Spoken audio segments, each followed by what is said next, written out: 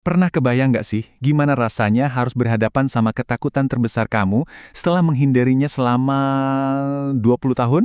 Nah, hari ini kita akan bedah kisah Yakub yang luar biasa tentang gimana dia menghadapi Esau, saudaranya sendiri yang pernah dia hianati. Yuk kita langsung masuk ke ceritanya di Kitab Kejadian pasal 32. Coba deh bayangin, 20 tahun itu waktu yang lama banget. Cukup buat ngebangun hidup baru, berkeluarga, dan jadi kaya raya. Yakub berhasil ngelakuin semua itu. Dan sekarang akhirnya tiba waktunya buat pulang. Harusnya ini jadi momen yang bahagia ya, tapi ternyata nggak sesederhana itu. Soalnya, perjalanan pulang ini dibayangi satu hantu dari masa lalu. Siapa lagi kalau bukan Esau, kakak kembarnya. Ingat kan? 20 tahun yang lalu, Yakub itu dengan licik ngerebut hak kesulungan, warisan utama keluarga, plus berkat ayahnya dari Esau. Nah, sekarang pertemuan kembali itu udah di depan mata. Untuk ngebongkar gimana Yakub menghadapi dilema ini, kita akan lihat 5 bagian ceritanya. Mulai dari pendekatannya yang super hati-hati, gimana ancaman itu datang tiba-tiba, terus rencana cerdasnya buat bertahan hidup, doanya yang jujur banget, sampai ke kombinasi brilian antara iman dan tindakan. Oke, kita mulai dari langkah pertamanya, kepulangan yang penuh kehati-hatian. Yakub sadar banget dia bakal masuk ke wilayah Esau. Jadi, dia nggak mau gegabah. Dia kirim duta perdamaian duluan buat ngetes ombak. Coba deh perhatiin pilihan katanya Yakub di sini. Dia nyebut dirinya hamba dan Esau tuanku. Ini bukan sekedar basa-basi loh, ini manuver diplomatik yang cermat. Dia juga pamerin kekayaannya bukan buat sombong, tapi seolah-olah mau bilang, aku pulang bukan buat minta apa-apa darimu. Nah, Yakub kan udah ngirim pesan damainya. Sekarang, dia cuma bisa nunggu. Tapi, jawaban yang datang sama sekali bukan yang dia harapkan. Situasi langsung berubah drastis. Dari hati-hati jadi krisis total dalam sekejap. Para utusan itu balik lagi. Bisa bayangin nggak sih gimana deg-degannya Yakub waktu itu? Apa usahanya berhasil? Apa dendam 20 tahun itu udah hilang? Jawaban Esau bakal nentuin segalanya. Dan jawabannya, 400 orang. Ini bukan rombongan penyambutan. Ini kayak pasukan kecil. Buat Yakub, yang cuma bawa keluarga sama ternak, angka segitu tuh udah kayak genderang perang. Pesan dari Esau jelas banget. Ini bukan reuni keluarga, ini unjuk kekuatan. Teks Alkitabnya ngegambarin reaksinya tuh jujur banget. Ini bukan sekedar cemas, ini ketakutan yang bikin lumpuh. Rasa sesak di dada yang mungkin kita semua pernah rasain waktu ngadepin masalah besar.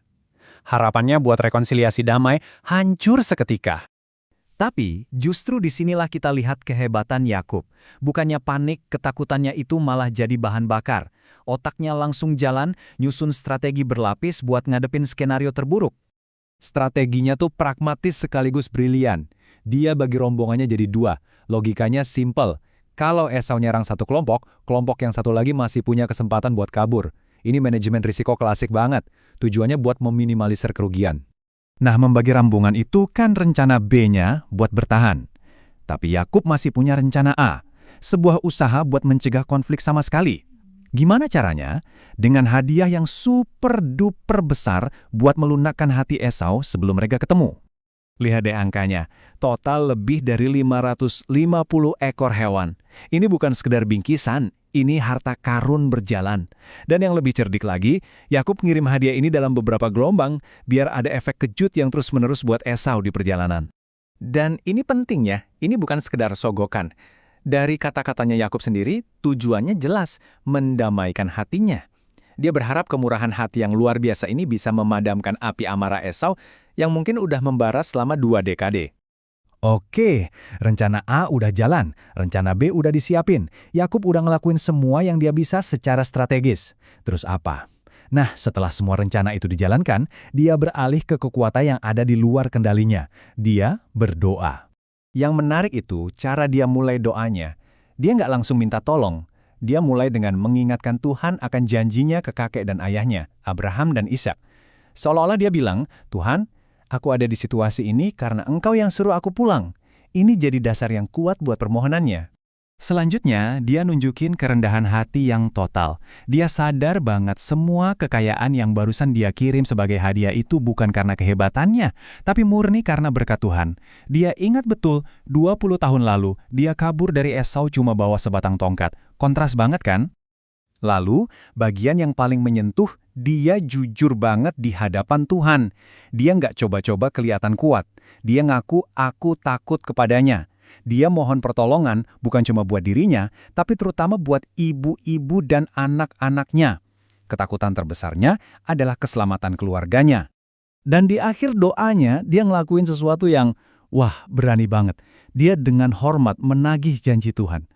Dia bukan cuma berharap, tapi dia berpegang teguh pada janji itu. Ini bukan doa orang yang pasrah. Ini doa orang yang tahu persis siapa yang diajak bicara. Jadi, apa yang bisa kita ambil dari semua ini? Kisah Yakub ini ngajarin kita kalau ini bukan tentang milih antara kerja keras atau doa, tapi justru tentang perpaduan keduanya waktu kita lagi ngadepin krisis. Di satu sisi, kita lihat seorang ahli strategi yang mikirin semua kemungkinan. Di sisi lain, kita lihat seorang pria beriman yang sadar akan keterbatasannya dan berserah sepenuhnya. Keduanya bukan pilihan terpisah, tapi satu paket yang utuh. Nah, ini dia intinya. Yakub nggak cuma duduk diam dan berdoa, tapi dia juga nggak sombong dan ngandelin kepintarannya sendiri. Dia bekerja seolah-olah semuanya bergantung pada dia, dan berdoa seolah-olah semuanya bergantung pada Tuhan.